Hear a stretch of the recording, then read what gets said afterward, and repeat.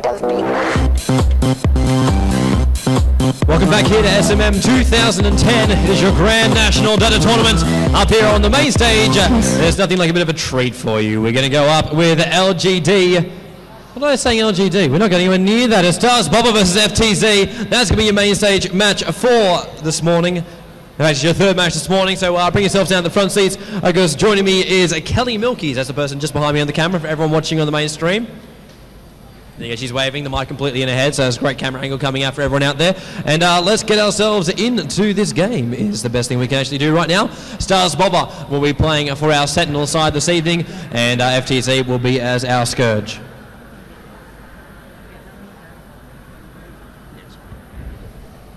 Yeah, Starsboba is the best team to come up from Vietnam at the moment. You see Gigabyte being very active in all the sponsors at the moment. They have sponsored China, Malaysia, Singapore, and Vietnam. 4 Gigabyte teams. Or is there more? I think that there probably are more, but Gigabyte has been really involved. Gigabyte also sponsors me, so shout out to Gigabyte. There we go. That's shameless self-promotion. I absolutely love it. Let's get ourselves into the band so far. Starsboba removing out Enigma. We've seen so many. Like, seriously, I'm not a massive fan of Enigma after seeing him a couple of times up here in the main stage. You see that black hole go off, and sometimes it catches, sometimes it doesn't. Yes, it's a big turnaround during a big team fight. But as far as it goes for pushing styles, it just basically be like a simple tri-lane 3 triple stun counter. Ooh, maybe. But no, he's just one of those heroes that, like, it's hard to get him right. And if Starsboba were like, yeah, I'm pretty sure FTZ are going to completely dominate with him, then fair enough, remove him out here. But like early on bans, you still got Broodmother in the pick. Bat Rider, he was removed. You got through last time. Great initiator through that one. And Visage as well being banned. And then goes out Broodmother. So guys, stop listening to me. 2 of them banned out right now. One more ban each here, Kelly, before we go ourselves into the picks. But at the moment, it just looks like pretty standard bans. And a couple of bans just, well, it's not really going to give away any of their game styles for the draft. You know, I just talked to Gigabyte Singapore, XCC's Musica's team. They are like, we're going to play Invoker for you later. Because I told them we really want to see Invoker, and they might want to play Invoker, but you know, I'm not sure. Because they say in this tournament so far, they don't see like an opening to use it. Yeah, we'll have the Invoker player will be Tofu though, in any case. Oh, and yes. I will be so sarcastic to him. I mean, everybody loves Tofu, but have you played poker with him? No. So you do see first 3 bands out for Starsboba. The best team coming up from Vietnam, always in every regional event. They have chose to ban Enigma, Broodmother, and the ES. PX, they have decided to ban Bat Rider, Visage, and Pagna. Well, you know, normally based on the ban, you can see what kind of build they want to go, because you have ban heroes that will counter their build. So probably PX is gonna do like 1 late gamer and one really strong carry to prevent the early push. And Starsboba Alchemist first pick, Windrunner. Alchemist and Windrunner are going up against VS, waiting for the second pick from PX. What do you think, Alchemist, Windrunner? I mean, any heroes that escape the ban pool, the first few picks are so standard. Sylar Bear. I love it. We got Sylar Bear and Shadow Priest as well joining in the lineups too. You are never ever going to kill that bear. It's going to push you until you die. Yeah, I don't think you can kill him if he does have the Shadow Priest supporting him, like with the VS also at the side lane, probably in the forest. There's a chance of it ending up like every game. So far all the Sylar Bear games we have seen, the team has won the game. I have Sylar Bear, I'm going to win the game. Yeah, it is gone that way a hell of a lot. But if you shut down Sylar Bear early on, it is a lot harder. You just can't let him go by himself. Every single time we've seen Sylar Bear up here on the main stage, he's been given maybe about 5 minutes to breathe. And that's all he really needs, just farm himself up a little bit more. Last game is a little bit more prominent because he was able to farm up his Radiant straight off the cuff. Didn't even go gloves, like generally you go with the 2 gloves. You go the boots on top of the bear, give him that little bit of extra attack damage that comes out from him as well. And it just basically lets you chase down everyone and just lock them in place, because you want those roots. There's a small chance of them going off, but it's a chance you want to try and get anyway. Get that radiance up though, he becomes more of a tanker and a pusher. That's when we saw the lifesteal coming out on top of Sylar Bear himself, and he actually made himself into the tank as well. So it was literally 2 tanks pushing down the lanes. As far as SB go, you look at this line and go, okay, we've got an awesome pusher. If we lose a Rax, we're in trouble, so we're going to need someone who can deal with that.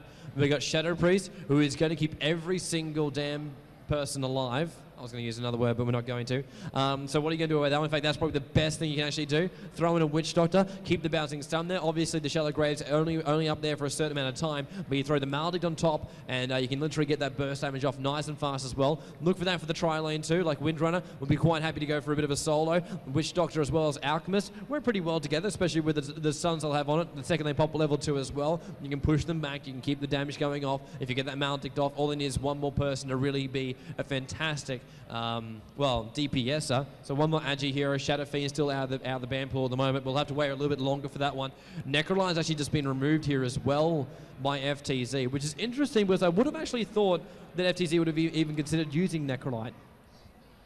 You know, I haven't played competitive Dota for only a year, but the trend has changed so much. Like in the past, heroes like Dragon Knight and AP are always picked. You know, Dragon Knight is just so crazy. Once you reach level 16, it's impossible to run away from him, especially when he has Assault and he has just Assault and what? Splash damage, you know, unkillable. But now, the way that the game is played right now is a lot of like catching, tri-lane hero, like you said, triple stun. But triple stun, normally they have like 2 stunners and one farmer, one carry. But you did see in the last game they put 3 catchers in the top lane, gave Enigma so much pressure.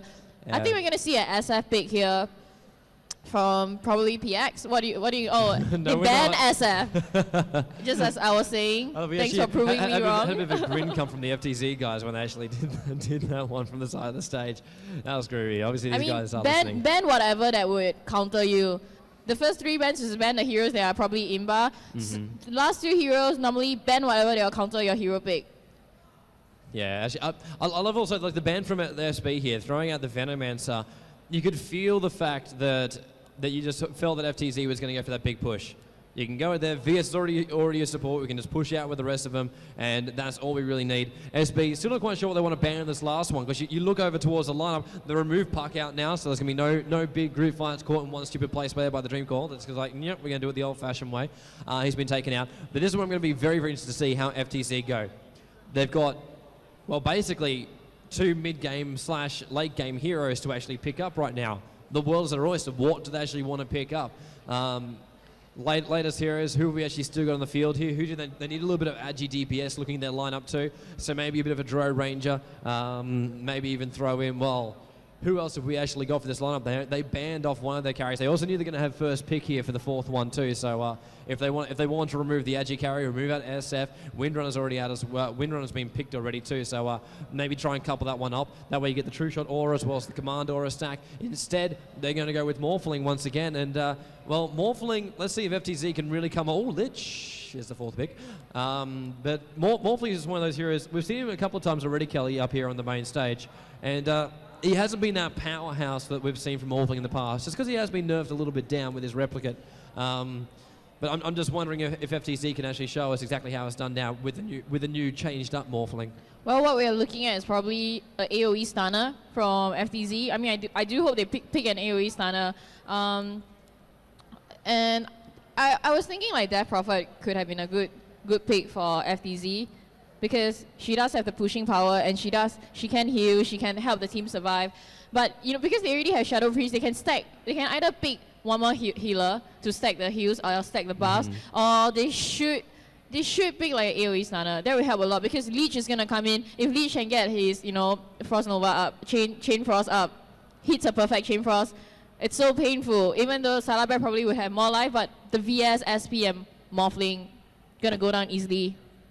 Actually, that's probably a good counter pick as well. Sven actually coming into the lineup now for number 5. The good luck having fun coming out already from FTZ. They're like, yeah, let's get this party started. We're quite all right for this one.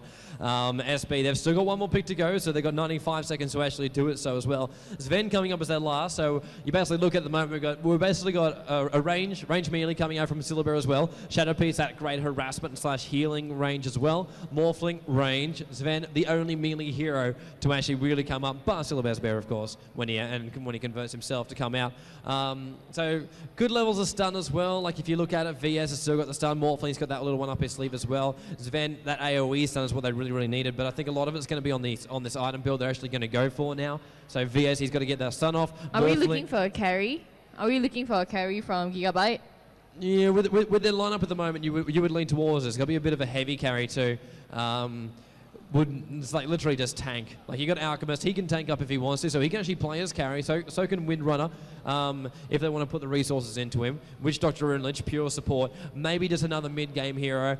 They probably really wanted someone like SF. They would have wanted that big DPS to actually come out, especially up against a lineup like Morphling. You want to lock him down nice and fast, or pop off that ulti so Shadow Priest doesn't have enough time to actually heal everyone. And Moonrider, Luna, will actually be appearing as our 5th pick coming up here. So bit of a recap. Alchemist, we have Alchemist, Windrunner, Witch Doctor, Lich, as well as, I missed the last one coming off there.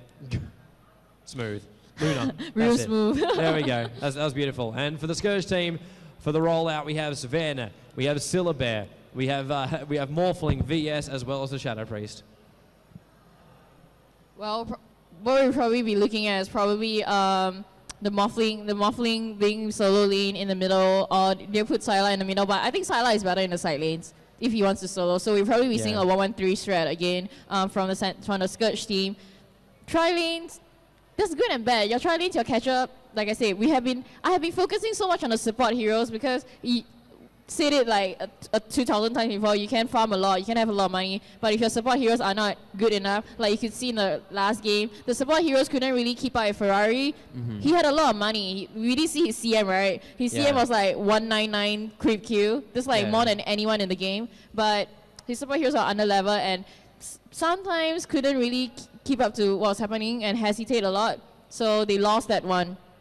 Yeah, that they did, because you can get one hero farmed up. If the rest of the heroes can't actually pull their weight, then you're going to get yourself done out at the moment. Looks like we're going to see a bit of engagement here. The sun goes out at the moment on Luna. The support is rolling in from behind. The frost going off here. AoE's done on the back of the Windrunner. VS might go down, still running out. One hit's enough. There's the first blood going down. Hanash is the first one to take the fall. Sven now trying to move himself in towards that first little pulling creep camp. Frost goes off, eats his tango through the tree. It's not going to be enough, and there goes another one down. Scourge, another one on the sidelines right now. Alchemist looks like he's just be quite happy to move himself around right now, but everyone moving themselves back towards their lanes, and 2 kills already coming out for the Starsboba team.